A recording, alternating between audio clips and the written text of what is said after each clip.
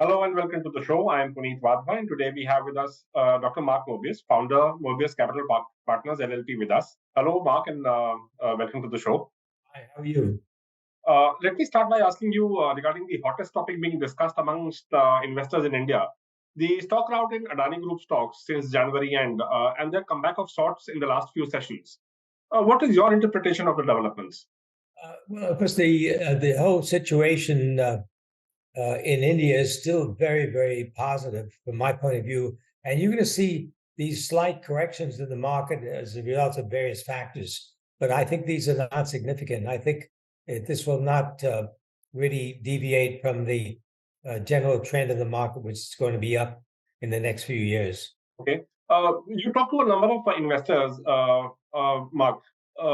Have the developments with the Adani Group caused an irreversible damage in the eyes of foreign investors as regards the Indian equity markets are concerned, and especially the regulatory environment here? Yeah, I know a lot of people have been talking about the Adani situation, but and it represents about 6% of the index, the Indian index. So it's significant, but not that significant to really change the whole tone of the market. We've seen a little bit of a downside as a result of the Adani news, but I think it's going to be short-lived, and you'll see a recovery when people realize there are terrific companies in India, very well managed, with no corporate governance issues. And the fact that this has come out is probably a good thing in a number of ways, because it gives the Indian public, the Indian investor public, news about what's happening with companies, and they'll be more available to look at what's happening in the market. That's one thing. The second thing is overseas investors are probably going to be impressed by the fact that there is such a large company in the market with a huge market capitalization and high leverage, no question about that. So that is going to wake up some overseas investors to the fact that, hey, perhaps there's some other good opportunities in India where the company does not have these problems. So overall, I'm not alarmed by the Adani situation. I think it'll be probably long-term positive. Some of the stocks Mark, have actually recovered from their recent lows. Do you expect more skeletons to fall out of the Adani Group cupboard, or do you think the damage has probably been contained now and the worst is over? I think the damage has been contained. I think the Adani Group, of course, is now very aware of the problems they face. Hopefully, they'll be able to reduce some of the leverage that they have. Of course, raising more capital is paramount in order to reduce that leverage. And for the time being, it's probably going to be difficult for them to do it. But I think they will be able to come back to the market once a lot of these issues have been clarified. I mean, after all, there was no secret that the family trust had a big role in the share ownership of the companies. And all these things can come out. I think with more transparency, the issues will be resolved. Did you have any exposure to the Adani Group? And post the clarification, post the development, would you now look at Adani Group afresh if you didn't have an exposure earlier?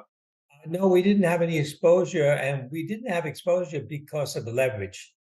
We don't want to have companies with, let's say, debt equity of over 50%, and they were way over that by a long shot. So we try to avoid such companies. And, when and if they are able to bring that down, we certainly will look at it and evaluate it again. Okay. So what's your broad view on India, Mark? Do you plan to increase your allocation to Indian equities, given the fact that valuations have also corrected some bit from the top that they were? Yeah, I think a lot of people look at the price earnings ratio in relationship to other countries around the world, and they say, gee, India looks expensive on a PE basis. But we don't look at PE to that extent, because price earnings ratio is really a backward-looking indicator. What you should be looking at is the forward indicator. Of course, the E part of the PE equation is the key. And what we see for India is growth. So what we focus on is return on capital, return on equity. And of course, you find companies with a high return on capital, high return on equity usually have low debts. And then, of course, we look at earnings growth, no question about that. And if you look at the macro situation in India, there's good reason to believe that the Indian companies will benefit from this high growth rate in the economy, and therefore will have a higher growth than other companies around the world. So high PE could very well be justified.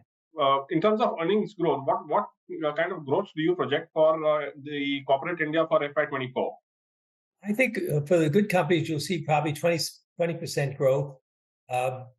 For India, with the economy that's growing at 7, 8, 9, even 10%, usually you can expect good companies to have double that rate of earnings growth.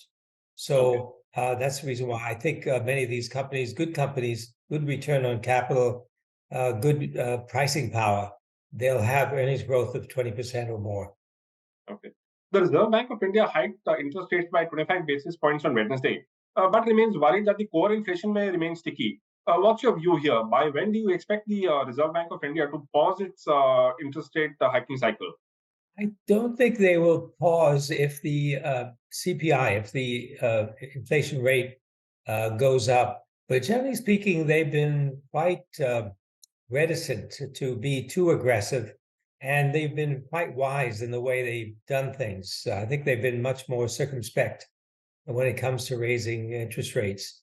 But if you look at the interest rate, it's not that high in relationship to what we saw in the past.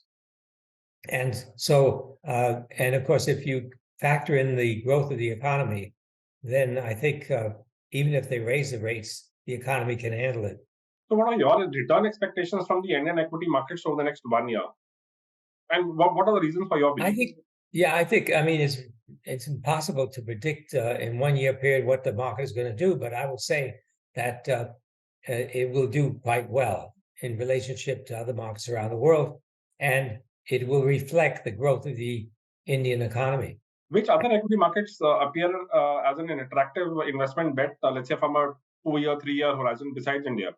Yeah, India is the place to be for the next 5 to 10 years, because we're at a takeoff change in the Indian economy, and the Indian companies are going to do very, very well going forward.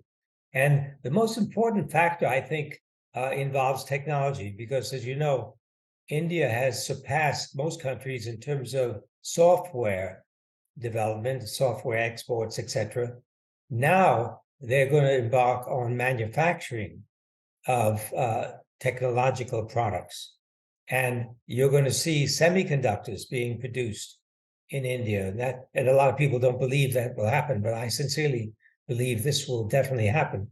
India needs semiconductors, and they are going to get them. So you'll see the equivalent of TSMC in the near future coming into India. Thank you, Mark, for joining us today. We hope to see you soon. Thank you very much. If you like this video, share it and subscribe to Business Standard.